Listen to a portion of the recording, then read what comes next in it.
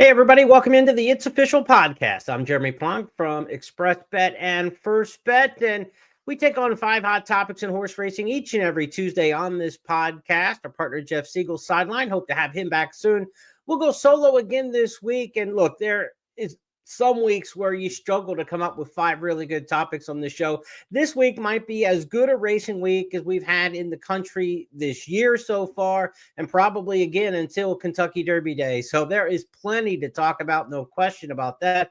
We've got Kentucky Derby prep races literally from the Atlantic to the Pacific, and maybe an ocean in Kentucky in between with all the rain that's forecast for Keeneland as well. And then the overseas action with the Dubai World Cup card coming up Saturday from Meydan in Dubai. So just a phenomenal weekend of racing to come. We've got some good races to recap from last weekend. Of course, it was Florida Derby Day. It was Arkansas Derby Day. We had the Pegasus World Cup winner in action. We'll talk about all of that and more on this week's program. But we start our 5 hot topics off each and every week with the Goosebump Award. And the Goosebump Award is the topic Jeff Siegel came up with this year to talk about the horse of the week, who got him super excited. And who was that one that put goosebumps on your arms? Well, how about Tori Hata? That's Japanese for goosebumps, because we're going to the land of the rising sun, where Kentucky Derby contender Luxor Cafe was running at Nakayama Racecourse. I actually stayed up. It was about 2:10 a.m. post time Friday night into Saturday. Had to watch the race on replay because it wasn't broadcast live in the United States. It was worth staying up for. 外から残り400を切って前に迫っていく。この後ろ内目にゴールデンクラウド直線コースへと向かってきます。逃げる4番のイサナですが、外から11番ルクソールカフェあっという間にかわして先頭に立って突き放す。200を切りました。2番手一気に広がってイムホテプ内からは1番ゴールデンクラウド外から名将随分も追い込んできますが、差は開く一方。11番ルクソールカフェ6馬身リード。ルクソールカフェ圧勝ゴールイン。2着は8番名将随分わずかに遅れて1番ゴールデンクラウド3着でした。I have no idea what the commentators said, but I can tell you this. The Fucarillo Stakes went to Luxor Cafe by 5 lengths. The son of American Pharoah now has won 4 in a row. He's got a beautiful pedigree for U.S. racing. Of course, by the Triple Crown winner, American Pharoah. He's a half-brother to Regal Glory, earned more than $1 million, several $1 million on the turf for trainer Chad Brown, and also a full brother to Cafe Pharoah, who won some of the same stakes races along the way as a 3-year-old and became a multiple Group 1 winner in Japan. Just a lovely pedigree for Luxor Cafe, but what I love is that turn of foot, able to accelerate, did something similar in the Hyacinth Stakes around 1 turn last time out, and then kind of idled once making a burst to the lead. There was no idling in this one, finished it off 36 3/5 seconds over the final 3 furlongs. Exceptional come home time there. And if you look the last 400 meters, which is roughly about a quarter of a mile, I did this off the video, but this horse went about 10 lengths faster the final 400 meters than last year's winner of this race, T.O. Password. If his name sounds familiar, T.O. Password came over here and ran 5th in the Kentucky Derby. Everybody remembers that Forever Young ran the bang-up 3rd in the Kentucky Derby, beating 2 noses, but just 2 places behind him was T.O. Password coming out of this same race. Now, I don't think this horse, Luxor Cafe, faced the same level of competition that we saw last year at this time by Forever Young. Forever Young ran in Saudi Arabia, ran in Dubai, had really had some international passport stamps by the time coming here. We haven't seen Luxor Cafe outside of Japan, but he's won left-handed, he's won right-handed, he's won twice at a mile and an 1/8. I think he's the real deal, and he's one to watch. And last week, Tori Hata, he gave us the goosebumps for last week's most impressive performance visually, that coming in the Fucarillo Stakes at Nakayama. Now, let's continue along on the Triple Crown tracker as we talk more 3-year-olds. We're waiting to see if Luxor Cafe will come over here for the Kentucky Derby as expected. But horses running this weekend on the Triple Crown tracker, certainly in the Santa Anita Derby, the Bluegrass and the Wood will be horses that we're looking at towards the Kentucky Derby. And last weekend, as we begin the reviews in the Triple Crown tracker, let's go back to the Florida Derby. We'll start things off there in the Florida Derby, where this was a race where we had a horse coming back off the Fountain of Youth in an impressive style, Sovereignty. He had earned favoritism towards the Florida Derby. Even with a deep come from behind style, he was able to get there with the short stretch, going a mile and a 16th, the 16-pole finish line in the Fountain of Youth. The extra ground figured to help him here, going to the mile and an eighth and using the traditional finish line the full length of the stretch. But Sovereignty ran into a tougher customer on Saturday at Gulfstream Park in Tappan Street. Tappan Street's a horse I've liked quite a bit. He was second in the Holy Bull Stakes in just his second career start, made a big move to the top of the stretch and got nabbed that day by Burnham Square. What I like about Tappan Street is the campaign. Brad Cox has been smart with this horse. He hit him on a perfect workout tab since the Holy Bull, skipped the Fountain of Youth, an unnecessary race. I think if you're set to go in late January for a race like the Holy Bull, the beginning of February, around that time, I don't think you need that race in the Fountain of Youth. I think you train up to the Florida Derby, and that's your best path. And Tappan Street did that, and he trained exceptionally well, as we talked about last week and in our handicapping shows. When he worked with Saudi Crown, the older Grade 1 winner, was easily outworking Saudi Crown. It was a sign that Tappan Street was sitting on a big one. Luis Saez was sitting on a rocket. Let's go back to Pete Aiello's call of the Florida Derby. Kent Road, Zayas all over Reno Equos, and Tappan Street swung to their center of the racetrack. They're an eighth of a mile from home. Here comes Tappan Street, surging forward now to take the lead. Sovereignty runs at him from the outside with a 16th to go. If you're looking for a shortcut to Louisville, take a ride on Tappan Street. He wins the Florida Derby by a length and a half. Second is Sovereignty. Pretty strong finishing splits here, coming home in 37 and change, which you want to see. I think both the top two contenders here out of the Florida Derby, the way they finished up well, will excel going to the mile and an eighth. So Sovereignty, Tappan Street, two horses coming out of the Florida Derby with plenty of points to play for the Kentucky Derby, and I think serious contenders come the first Saturday in May. Back-to-back weeks where Brad Cox's barn has started to heat up. Now he won with Final Gambit in the Jeff Ruby at Turfway 2 weeks back, and then last week winning with Tappan Street. He's still got a couple cards to lay down here in the final weekend of preps, but Brad Cox with two already set now for the Kentucky Derby. As for the rest in there in the Florida Derby, Matticat Road kind of got exposed a little bit on the front end, went a solid pace, but wasn't able to hold over the mile and an eighth. I think he's a little bit distance limited and won't be set for the longer races this summer, but perhaps a Preakness horse cutting back to a mile and 3/16. It'll be stretching out to a mile and 3/16 off the Florida Derby, but with a little bit of time to train up to it, with a little more time and coming in fresh, I could see Matticat Road as a horse potentially to run back in the Preakness, as well as Neo Equus. He ran well from the rail, showed a lot of speed in here. The top two horses who showed the pace ended up third and fourth. They didn't completely cave.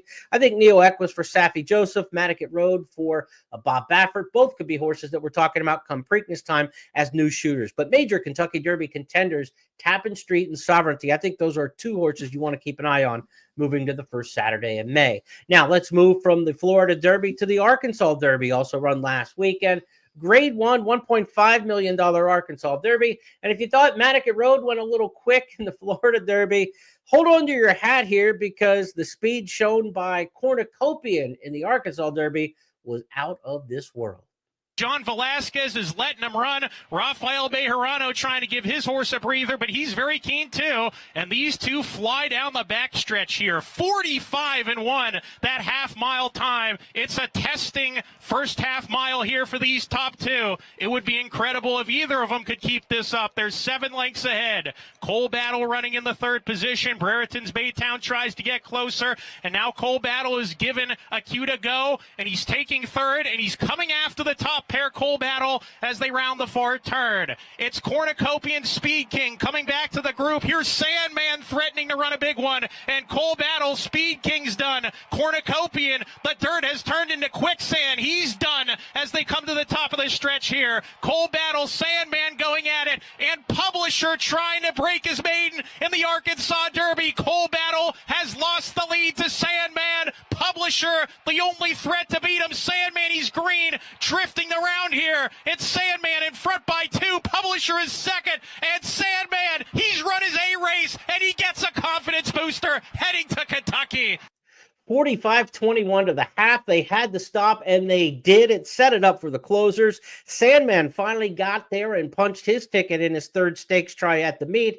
Publisher, the maiden, rallied for second. He's still a maiden, but he's got the points now to play in the Kentucky Derby. Cole Battle a bit flat, a little bit closer to the pace than the top two, and paid some of the price for that. He was also a workout short, according to trainer Lonnie Briley, and Briley had to kind of spread the works 9 days apart coming into this race. He wasn't quite as tight as he needed to be for a mile and an eighth. He says he'll be tighter for the Kentucky Derby. I've got questions about the distance limitations for Cole Battle. As for the top two in here, Sandman and Publisher, yeah, they closed. Yes, they look like horses that when we go a mile and a quarter, will just keep coming. But this was a really slow come-home time. When you talk about 45-21 to the half, it was almost 52 seconds for the back half of this race. So they went 7 seconds slower the third and fourth quarters than they did the first and second. This race just completely flipped on its axis. Horses 8th and 9th early ended up 1st and 2nd in the field of 9. So this is a situation pace-aided race to me completely.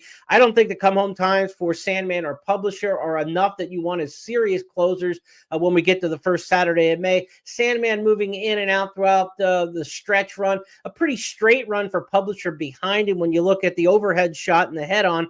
But Sandman was all over the track. Part of that, I think, was he shied from the whip left-handed when Jose Ortiz went to the stick, and he kind of didn't like that. But he was in and out, I think, a little bit tired. But then once he got his stride back right before the wire, he drove off pretty nicely there. He galloped out best in the race, and Sandman's probably the horse out of this race who's got the best chance in the Kentucky Derby of the three that will go on. Sandman, Publisher, Cole Battle move on.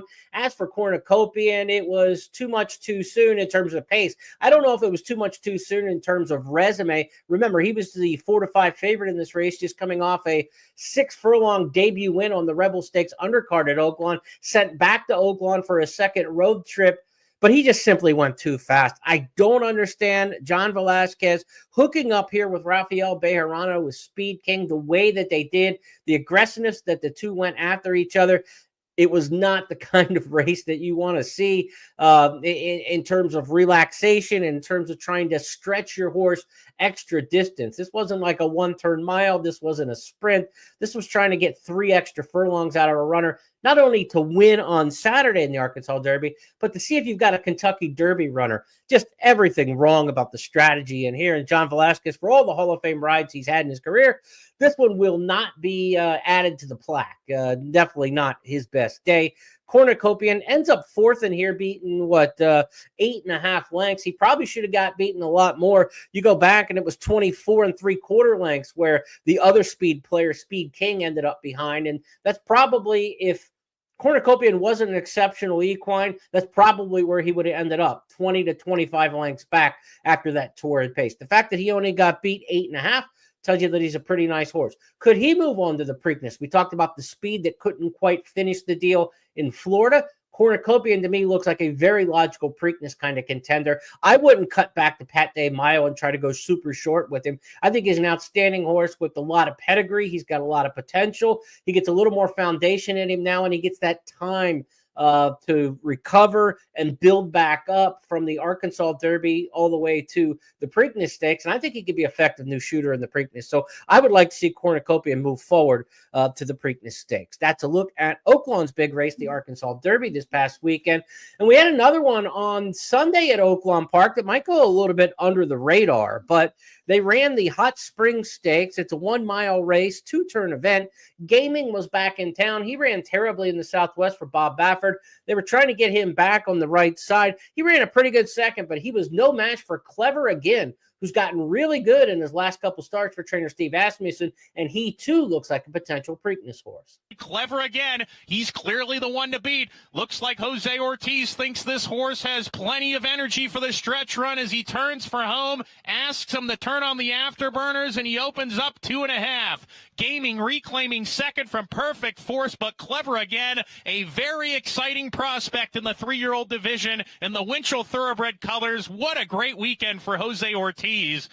Clever Again by Triple Crown winner American Pharaoh out of a Galileo mare. That turfy dam side, plenty of stamina on the dam side. The brilliance up top. Clever Again, really one to watch here off this 4-length victory in the Hot Spring Stakes. Again, that was just a mile. They used the 16th pole finish line, but I could see this horse potentially in a Preakness type bid coming up a little bit later in the spring. What a weekend for Jose Ortiz. He won with Sandman. He won with Clever Again. And nobody in America is riding better right now than Jose Ortiz. Going back to the start of the meet at the fairgrounds, he's been absolutely exceptional. Now, those were 3 big races last weekend on the Triple Crown tracker. We've got 3 more and 1 international, 4 in fact, coming up this Saturday on the slate this Saturday. You got the Santa Anita Derby, the Bluegrass, the Wood Memorial, and before those run over in Dubai, the UAE Derby to kick things off in the morning. Just taking it sequentially, the UAE Derby is going to feature Flood Zone for Brad Cox, winner of the Gotham Stakes, on a stretch out to 1 mile and 3/16 off that 1/3 mile. Interesting to see how far he'll be able to run there. And then the big horse from Japan, probably Shin Forever, ran decent in the Saudi Derby. He's got to run a little bit better in order to make him a serious contender towards the Kentucky Derby. But he may be the second half of the Japan connection with Luxor Cafe, who we already talked about on the program. Shin Forever from Japan could run well in the UAE Derby and head over here. Now, again, we talked about Luxor Cafe, our Goosebump Award winner, and the horse who won the Japan Road to the Kentucky Derby. Horses who ran 3, 4, 5 behind him in the Hyacinth Stakes in the start before the one we just saw on the podcast. 3, 4, 5 finishers out of that previous race, the Hyacinth Stakes, they all come back and run in the UAE Derby. So keep an eye on how those Hyacinth alumni come back in the UAE Derby. Will give us a little bit of an international measuring stick. Not directly, it's not the greatest measure on Luxor Cafe, but it's going to be the best we have in terms of how his competition in the past may stack up with some others. So we get a horse from the Gotham. We get some horses who have faced Luxor Cafe. Shin Forever in there out of the Saudi Cup, out of the Saudi Derby. A little bit of a measuring stick there in the UAE Derby towards Luxor Cafe. Now let's talk Bluegrass Stakes at Keeneland. This is a race where there's some horses who are looking to bounce back off of some seriously disappointing efforts. Of course, last year at Keeneland, East Avenue was as good a 2-year-old as we saw in America. He hasn't been the same horse this year. Can Brendan Walsh get him back on the beam? I think that's a big question mark. And then you've got the rematch from the Tampa Bay Derby, where Chancer McPatrick was favored that day, coming off the layoff, multiple grade 1 winner as a 2-year-old, but hasn't won around 2 turns yet, and he came up a bit short when Owen Almighty ran away from them on the front end. He was dazzling, and he finished up in an exceptional come-home time in that Tampa Bay Derby. Now the question is, how far can the Brian Lynch trainee go at this point? Owen Almighty is extremely talented. We know he's got brilliance. Can he get 1 mile and an 1/8? The back end of the Tampa Bay Derby says so, that he possibly can. His come-home fractions, again, were absolutely exceptional in that race. I think it was the second fastest Tampa Bay Derby overall in history. The race he ran in the Sam F. Davis earlier in the spring when he ran a good second was the stakes record in the Sam F. Davis. So he's coming off 2 bangers down at Tampa Bay Downs. And we've seen the Tampa Bay Downs horses come up to Keeneland in the Bluegrass and in some other races and run exceptionally well over the years. I expect that Tampa Bay Downs form and the Tampa Bay Derby to be very effective in the Bluegrass Stakes. Chancer McPatrick, big chance in there for trainer Chad Brown. And Owen Almighty, a real big chance on the front end probably, if not just sitting, right off it. He'll be 1-2 for sure in the running. But Owen Almighty, I think, a serious threat in the Bluegrass Stakes as well. And then you've got River Thames, the horse who ran a good second in the Fountain of Youth Stakes down in Florida. Now, the fact that his conqueror in that Fountain of Youth Stakes came back and ran second, that being Sovereignty in the Florida Derby, I think that underscores that effort. Sovereignty showed that it was a legit performance and came back and ran a good one in the Florida Derby this past weekend. So I would think that River Thames is going to be effective at Keeneland, going the 1 mile and an 1/8. Again, the Fountain of Youth was 1 mile and a 16th, and they used the 16th pole finish line, and he still got caught. Now they go the full length of the stretch at Keeneland. They go an extra 16th of a mile. River Thames is going to have some distance questions. I think he's going to be one of the horses absolutely with a major chance at the 3/16 to the 8th pole. Can he finish the deal? We're going to find out on that talented colt, River Thames, in the Bluegrass Stakes. As for the Santa Anita Derby, it's all about three big ones in there in a field of five, but three horses I've had in my top five in the Countdown to the Crown series throughout the course of the last several weeks, if not months. Journalism, my number one preseason contender and number one throughout. He's coming off a big win in the San Felipe where he beat Barnes at a mile and a 16th. That was the first stretch out for Barnes. It was a big comeback race for Journalism, and Journalism was much the best throughout the lane and down the stretch to win that one.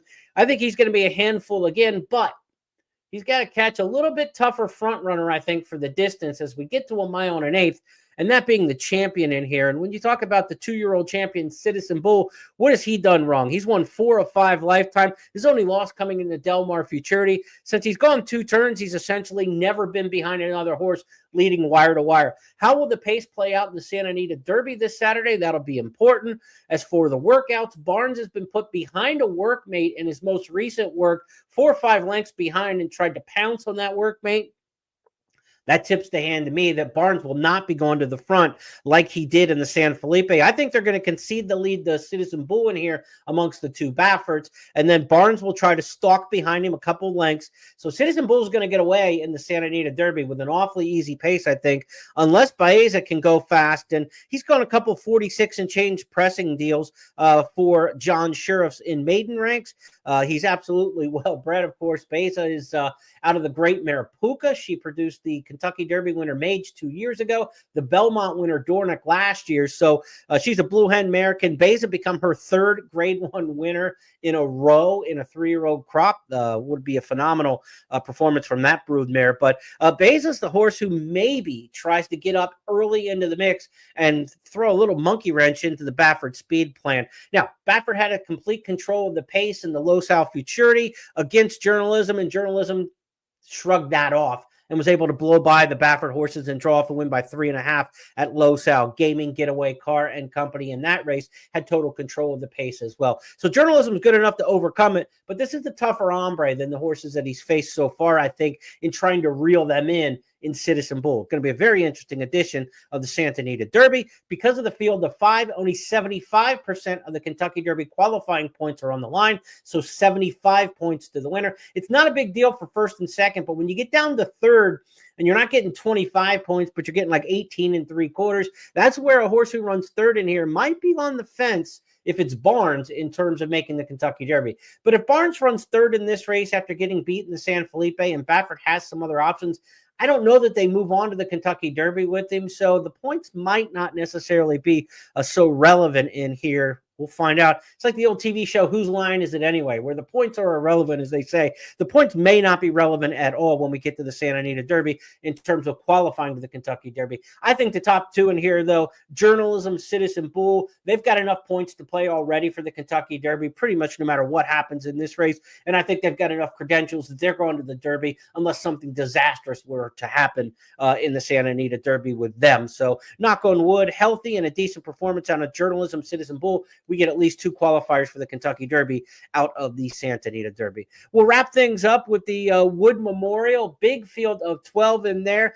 No superstars on the standout, but we do get the West Coaster Rodriguez favored on the rail for Bob Baffert. Blinkers come off Rodriguez. He's had blinkers in all 4 career starts. Yes, he's only 1 for 4. It was an impressive win on January 4th in his stretch out around 2 turns, but he was 2nd in the Lewis behind the aforementioned Citizen Bull, and then 3rd in the San Felipe before the aforementioned Journalism and Barnes. He's clearly 3rd, 4th, 5th in the pecking order for Baffert, but might fit very well in this particular race. He's a son of Authentic, Kentucky Derby winner back in 2020. Rodriguez, Captain Cook in the 2-hole, is a horse I've liked a lot since his Withers win. I didn't know much about him going into the Withers. His debut or his 2nd start victory in December, late December, kind of flew under the radar at Aqueduct when he went off by 9, but he certainly got my attention.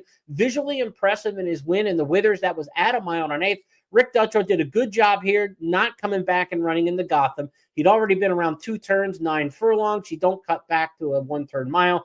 He waited for the wood. His patience could pay off here. Captain Cook to be ridden by Manny Franco. Of course, Franco rode Sovereignty to the second place finish last week down in Florida.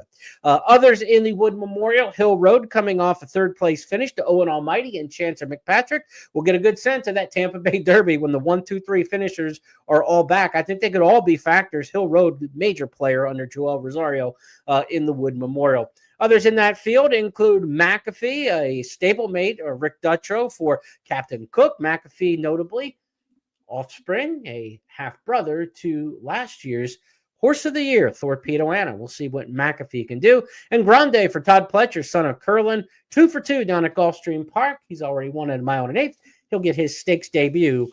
That coming up in the Wood Memorial.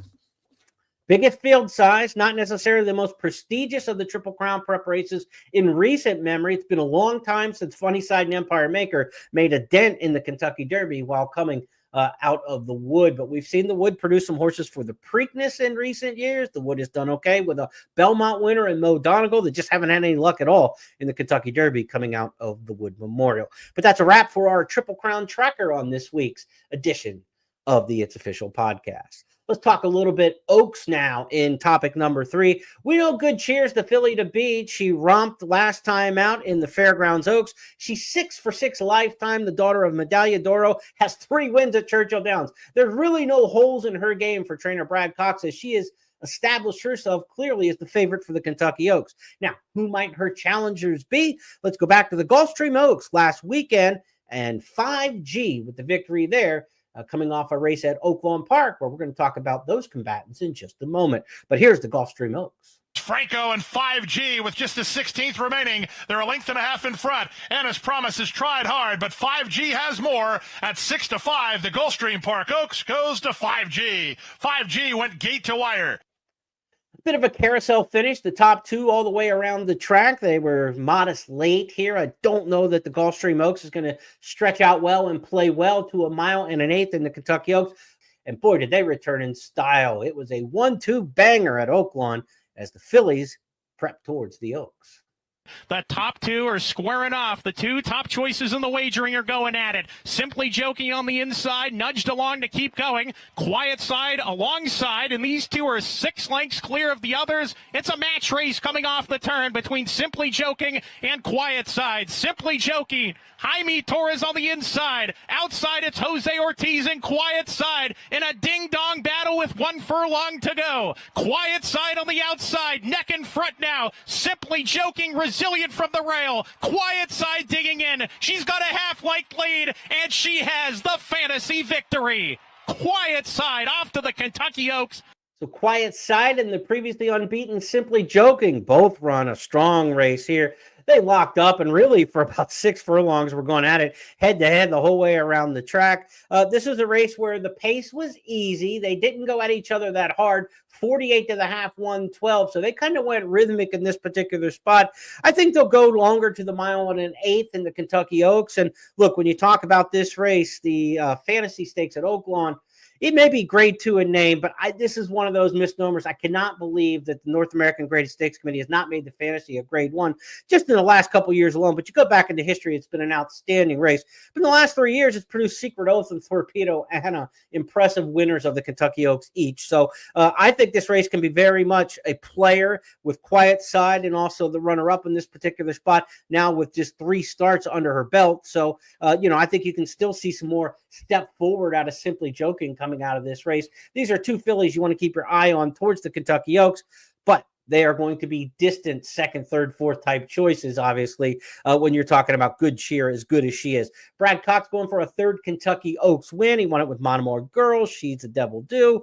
So he's had some good ones in the past. I don't know that any of them stand out quite as much as Good Cheer does with that 6 for 6 record, but certainly Monomoy Girl was a standout in her right in her big win. So that's a look back. It's a couple races for the Kentucky Oaks Trail from last week. Now we've got a couple more to come this weekend. We've got the Santa Anita Oaks and the Ashland Stakes coming up on Saturday. Santa Anita Oaks on the West Coast going to feature 10 million there. She's run 5 times. She's got 4 victories. Her only defeat, 3rd in the Oak Leaf. That was her first time around 2 turns, but 2 more chances around 2 turns, and this daughter of Kentucky Derby winner Nyquist has figured out the 2-turn game. She won easily in the Starlet.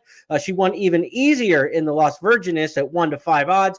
She'll be a heavy favorite matched up against Vodka with a Twist, third place finisher last time out in the Starlet to finish her 2-year-old season. We haven't seen Vodka with a Twist for Phil D'Amato since last year. And, of course, she was runner-up in the Breeders' Cup Juvenile Fillies in the fall. Tenma versus Vodka with the Twist in a good edition of the Santa Anita Oaks. That'll go as race number 4 on Saturday at the Great Race Place on the undercard of Santa Anita Derby Day.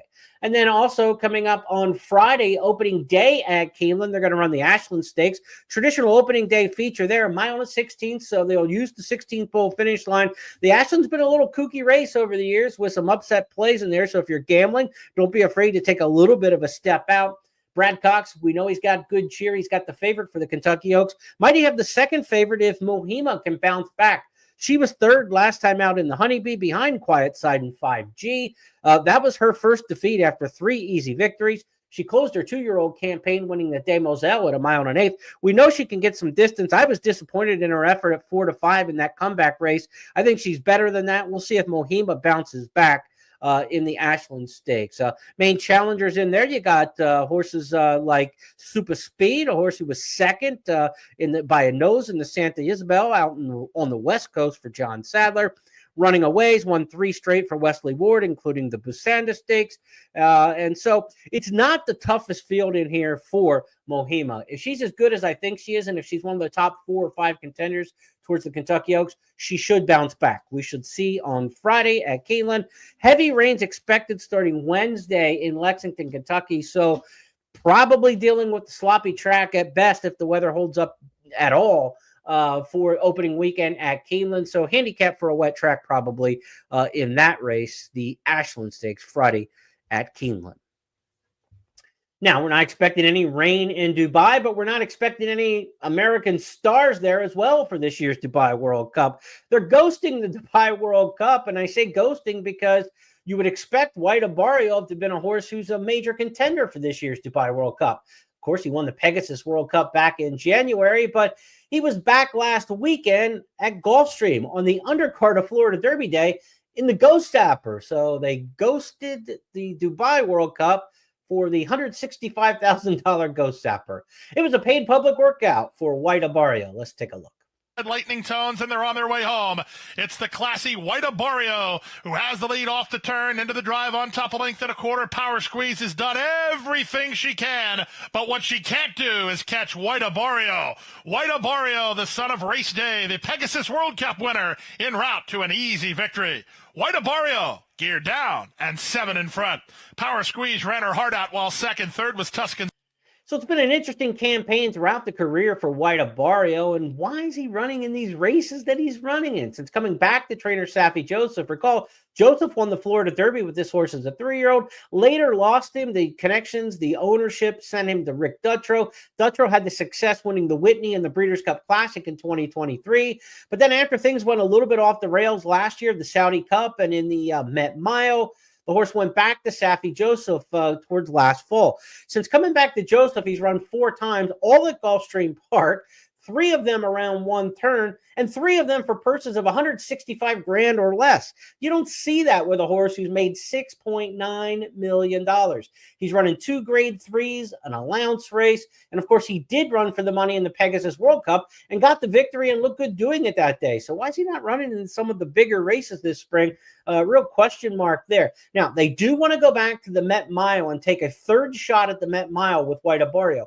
A couple years ago, he ran 3rd in the race, and then he was 5th in the Met Mile. It's kind of like one of those things that eluded him. Met Mile, he ran at Belmont a couple years back. Last time at Saratoga. It'll be back at Saratoga on the undercard of the Belmont Stakes on Belmont Stakes Day when they run that racing festival at Saratoga in early June. So the plan is to try to get back to the Met Mile and do something they haven't been able to do with the horse, kind of taking a very conservative approach towards it. What might the rest of the campaign look like for White Abarrio? If you kind of look at his past performances, you think, okay, you're back to Saratoga then for the Whitney in August, and then Breeders' Cup Classic maybe out to Del Mar. So maybe we get to see White Abarrio 3 more times this year, Met Mile, Whitney, Breeders' Cup. but we've already seen him a couple of times in the last several months in some rather peculiar spots. One of those last weekend in the Ghost Zapper. All right, let's talk now about a couple of the horses that are going to Dubai this weekend. Not a lot of American flavor in Dubai. We say they're ghosting them in the big race in the Dubai World Cup. We've got a handful of starters from the U.S. headed towards the Dubai World Cup. Rattle and Roll, one of those. Il Miracolo, Hit Show, who was disappointing last time out in the Santa Anita Handicap. No stars there, and I can't imagine any of the Americans. Mixto also in the mix amongst the American horses running. I can't imagine any of them beating Forever Young, who will be a heavy favorite in the Dubai World Cup. Over there, a horse who's got experience over the track and Forever Young, won the UAE Derby there last year, coming off really one of the best races of his career last time out and winning the Saudi Cup. So I would expect Forever Young to be a short price favorite and too tough to topple in the Dubai World Cup. Again, on that undercard, Dubai World Cup Saturday morning, we will have some U.S. representation in Dubai Golden Shaheen. Second time going international this season for the Breeders' Cup Sprint winner, Straight No Chaser. Dan Blacker sent him to Saudi Arabia and won the Saudi Sprint over there, the Riyadh Sprint, and now goes for the Dubai Golden Shaheen, looking to rack up some big money in the sprint ranks. Straight No Chasers, America's best hope probably going to this weekend in Dubai. Let's wrap things up as we always do here on the It's Official podcast with our Stars of Tomorrow segment. We're looking for a horse out of a maiden race, maybe an allowance race, who one you want to watch moving forward. It wasn't a star-studded weekend. There were no big eye-popping maiden wins, but I thought one that caught my attention was the May 6th foal for Cipriana Contreras named Zero Sugar. Zero Sugar debuted second behind Cornucopian in that ridiculously fast race, 6 furlongs, 109 flat. Track officials said it was the fastest 6 furlongs ever run by a 3-year-old at Oaklawn. He was second that day, and while one horse went from 6 furlongs to 9 furlongs and had a meltdown in Cornucopian in the Arkansas Derby, they went 9 furlongs with Zero Sugar on the undercard Saturday on Arkansas Derby Day. He didn't go nearly as fast, but he got to the wire on top, and it's impressive to go from 6 to 9 furlongs in just that one outing. So let's take a look at the Cipriana Contreras trained Zero Sugar. Coming to the top of the lane, Kavanaugh under pressure. Oiga Volt being asked to pick up the pace. Zero Sugar takes the lead coming off the turn. In the meantime, Oiga Volt had all sorts of problems there and is dropping out. Zero Sugar in the meantime. He's on the lead here. Zarden's trying to reel him in from the outside. 67 Mustang third right behind. It's Zero Sugar with a 16th to go. He's clear a length and a half or two. Here comes 67 Mustang weaving his way through between horses, diving after Zero Sugar. Zero Sugar hangs on. Zero Sugar over 67 Mustang. I don't look for him to have a big future in terms of the major 3-year-old races. He's a little slow on the back end of this race at a 152 and change, probably about 10 lengths slower than the Arkansas Derby. But he could cut back into some regional derbies and be effective. Contreras had a horse named Woodcourt in recent years who went to races like the Indiana Derby, the Zia Park Derby. This is that kind of horse, I think. Zero Sugar, a horse to watch on the regional derby circuit from Ohio to West Virginia, Oklahoma, those kind of places. Zero Sugar, one to watch, and he is our star of tomorrow, coming off a 9 furlong maiden breaker on the Arkansas Derby Day undercard. Let's review the topics on It's Official this week. We talked about this week's Torahata Award, the Goosebump Award from Japan. Luxor Cafe, the winner of the Fukurio Stakes, got the crown this week. Talking crown, the Triple Crown Tracker, we reviewed the Florida and Arkansas Derby, as well as a horse to watch maybe for the Preakness coming out of the Hot Springs Sunday for Steve Asmussen. We previewed the Santa Anita Derby, the Bluegrass, the Wood Memorial, and a short peek into the UAE Derby. And then Good Cheers Oaks Challengers started to emerge last week with the Gulfstream Oaks and the Fantasy Stakes, and we'll get more of those challengers towards the Oaks this weekend with Friday's Ashland and Keeneland and the Santa Anita Oaks on Saturday. Who's ghosting the Dubai World Cup? It was the Ghost Zapper Stakes instead of the big money in Dubai for White Barrio. He continued to rock and roll. We looked ahead to some of the names to watch on the Dubai World Cup undercard, including the great Japanese runner Forever Young. And our star of tomorrow, wrapping things up, Zero Sugar for trainer Cipriano Contreras, son of Twirling Candy, a May 6th foal. He's got some upside to still improve. Just 2 career starts, and he won from 6 to 9 furlongs on that card in Arkansas. Those 5 topics are now official because my partner Jeff Siegel and I say so. That's the way we play the game here on It's Official. And we'll do it all again in a week's time, where we've got a ton to wrap up next weekend. Not only those 3 major Kentucky Derby prep stateside, but the Dubai World Cup Day card. All the implications. We'll have plenty of news and notes on the Triple Crown Trail, as all the preps essentially will be in the books except the Lexington Stakes, and that probably won't have a major impact on the Derby. So a lot to talk about next week. Can't wait to get to that. Between now and then, be sure to join us on Friday for the First Call podcast, our weekend handicapping. Scott Shapiro's been sitting in for Jeff Siegel the last several weeks. We'll have 8 stakes races racked up for you to handicap for this weekend. All the big cards. Hopefully, Keeneland, we can get through the Noah's Ark situation that's potential to go on there. Santa Anita, of course, on Santa Anita Derby Day. We've got the big day at the Wood Memorial at Aqueduct, and of course the racing in Dubai for Dubai World Cup Day. Plenty to handicap on Friday. Got a lot of work to do between now and then. Have a great week, everybody, and we'll talk to you.